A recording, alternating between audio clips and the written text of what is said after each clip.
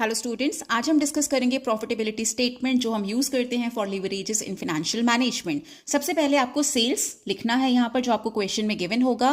When you subtract variable cost from the sales given और revenue given in the question, you will get contribution, because sales minus variable cost is contribution.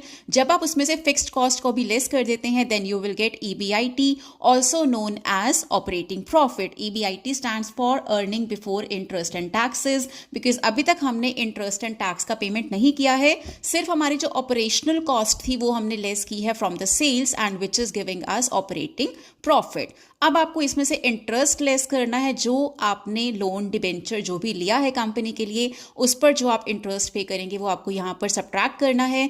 This will give you earning before tax, क्योंकि अभी आपने interest less किया है, tax आपने less नहीं किया है।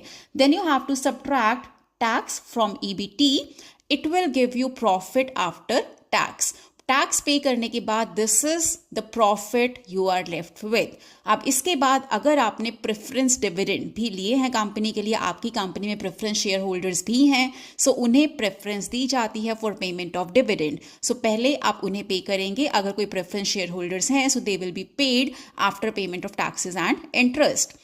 This is the amount that is left for equity shareholders, earnings available for equity shareholders, क्योंकि अभी तक आपने सब पेमेंट्स बाकी कर दी हैं, आपने प्रेफरेंस डिविडेंड दे दिया है, इंटरेस्ट पे कर दिया है, टैक्सेस पे कर दिए हैं।